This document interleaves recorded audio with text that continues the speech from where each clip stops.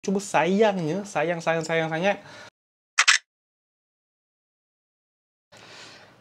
Assalamualaikum warahmatullahi wabarakatuh. What is up my good people? Okay, untuk video review kali ni aku nak review filem Sumpahan Jerunai arahan Jason Chong. Lakon layar dan juga skrip daripada Jason Chong, Skycore, Sophia J. Ryland dan juga Wendy Wong.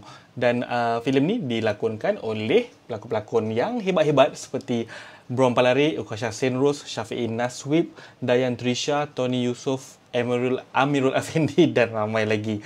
Okey, aku bacakan dulu sinopsis untuk filem Sumpahan Jerunai ni.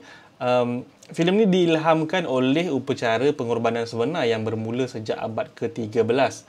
Jerunai menceritakan kisah Dr. Sani dan sepasukan yang pergi mencari isterinya yang hilang semasa ekspedisi untuk mengkaji Jerunai tertentu. Semasa mereka menyisir hutan untuk mendapatkan jawapan, setiap ahli mengalami kejadian halusinasi, sakit yang luar biasa dan ada juga yang mendapati diri mereka terjaga di tempat yang pelik. Keadaan menjadi lebih buruk apabila jasad salah seorang daripada mereka diambil alih oleh roh yang telah dikorbankan di sebuah Jerunai.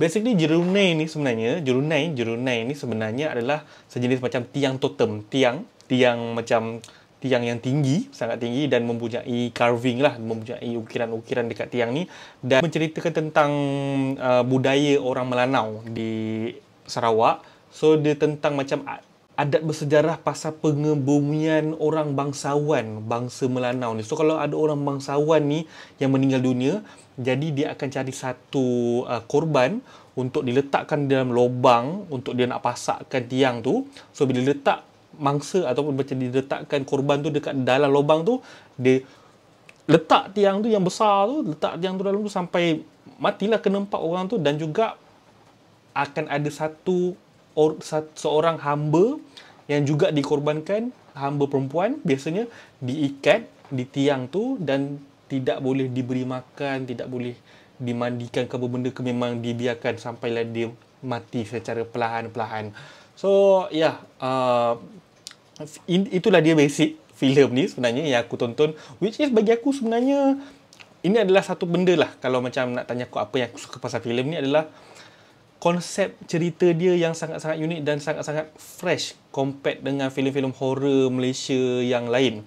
Walaupun sebenarnya filem konsep macam ni dia taklah macam tak pernah langsung orang buat ke apa ke sebelum ni, ada je, tapi aku suka sebab dia mengetengahkan budaya Melanau, budaya ataupun adat resam orang Melanau yang jarang diketengahkan dekat dalam filem-filem lokal Malaysia. So bila tonton filem ni, aku rasa macam tonton filem luar. Maksudnya tonton macam kita tonton filem daripada Thailand, daripada Indonesia, tapi sebenarnya ni adalah filem Malaysia, which is really good. Dan dia menggunakan pula tu, dia support filem ni. Kadang-kadang macam kita kena aware, so sebuah filem kalau macam dia nak angkat sesuatu cerita yang macam agak berlainan daripada cita rasa penonton-penonton sekarang, so dia kena ketengahkan satu lagi faktor yang boleh tarik penonton untuk ke pawagam, iaitu barisan pelakon. So dalam ni ada Bron, ada Amirul Afendi, which is dua-dua ni aku rasa dah cukup kuat untuk nak tarik penonton pergi ke pengwayang. Dan yes, dua-dua pelakon ni memang antara tarikan utama untuk orang nak tonton filem ni.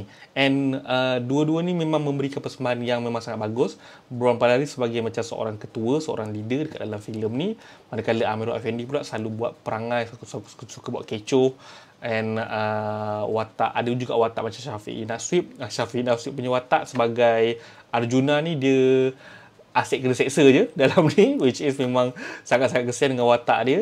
Dan ada watak Dayan Trisha yang melakonkan watak Hana. Dayan, kalau korang pergi tengok dekat dia punya IG, dekat posting dia share behind the scene. Sebelum tu aku nak beritahu, filem ni dibikin pada tahun 2019. So kalau penyiraan aku betul, ini adalah dia punya lakonan dia yang lebih awal berbanding siri projek NKSPM. So maksudnya pada 2019 ni, Dayan ni masih muda lagi. Dia masih muda, masih fresh, tapi dia berjaya membawakan watak Hana tu dengan aksi-aksi ataupun stunt yang menggerunkan, yang menimbulkan satu perasaan tak selesa kalau kita penonton. Macam kalau aku tengok dengan dia punya set, contohnya ada satu scene dia kena dia kena rendam badan dia kena rendam badan dekat dalam satu lumpur sampai nampak kepala je.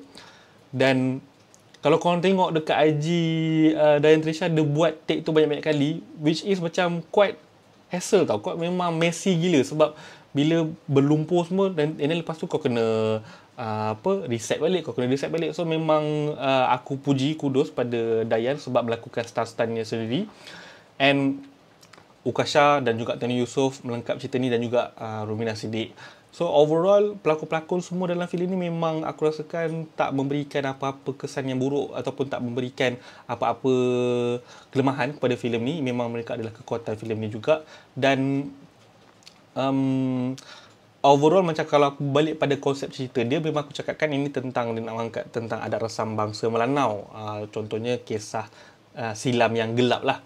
Dan bila dia tunjuk tu, aku rasa macam secara simpelnya lah, kalau aku nak explain tentang filem ni, kalau untuk casual audience, aku boleh kata ni macam The Mummy versi orang Melanau Sarawak. Ada macam tu. Literally macam The Mummy. Bukan literally macam The Mummy, literally The Mummy versi Melanau Sarawak. Dan ada juga vibe daripada filem-filem luar yang lain, macam contohnya ada arkeologis punya feel ataupun adventure punya feel macam Indiana Jones. Dan lepas tu ada macam Scarlet Witch sikit pun ada macam Venom pun ada. So dah campur-campur lah dia punya vibe feeling dan juga dia punya semangat-semangat yang ada dekat dalam filem ni, which is really bagi aku. Cuma sayangnya, sayang sangat, filem ni dia punya susunan cerita tu dah cantik, dengan dia punya score music dah cantik, set semua dah cantik, aku dah boleh memang perlu puji semua benda-benda tu. Sayangnya CGI dia, CGI saja yang sedikit macam merupakan kelemahan terbesar dalam filem ni. Sebab most of the CGI dalam ni, dia ibaratkan macam dia menggunakan filter tau. Macam filter macam mana? Macam contohnya kalau dia nak tunjukkan babak yang berangin, babak yang penuh daun-daun, ada berasap ke apa ke, kita nampak benda tu very one layer. The effect tu very one layer. Dia tak immersive dengan suasana dekat dalam babak tu. So memang nampak macam betul-betul filter, memang macam filter. Dan aku agak, ni satu aku punya macam aku punya preference sendirilah. Aku agak tak berapa berkenan kalau filem seram yang nak menunjukkan macam creature atau makhluk-makhluk halus ke apa ke, yang menggunakan kesan khas melalui CGI. Aku tak suka sangat. Aku lebih suka kalau diorang menggunakan kesan khas dari sudut praktikal. Sebab bila dia guna CGI ni kita tahu kadang-kadang memang even untuk lokal, walaupun ramai sebenarnya dah boleh buat yang baik, tapi masih lagi sebenarnya ada hiccups, ada lagi macam kelemahan-kelemahan yang nampak macam tak habis render. So benda tu jadi nampak macam kartun, nampak macam komputer, nampak macam fake. So kalau dia menggunakan practical effect, perasaan seram tu mungkin akan lagi tinggi lagi bila menonton filem ni. So yes, overall CGI dia je memang teruk, but aku boleh recommend kat korang filem ni untuk tonton di panggung wayang. Overall aku enjoy gila tengok. Ada juga babak-babak gore yang macam kau rasakan macam lepas ke filem ni keluarkan babak gore macam ni. Macam aku terfikir cerita juga. So korang boleh tonton filem ni, sedang ditayangkan di Pawagam Malaysia sekarang. And that's it. Aku punya review tak banyak pun. Aku jarang nak review filem sangat-sangat sebab aku akan memilih filem-filem yang macam betul-betul aku suka baru aku review dan aku boleh recommend kat korang. And tontonlah filem ni dekat Pawagam.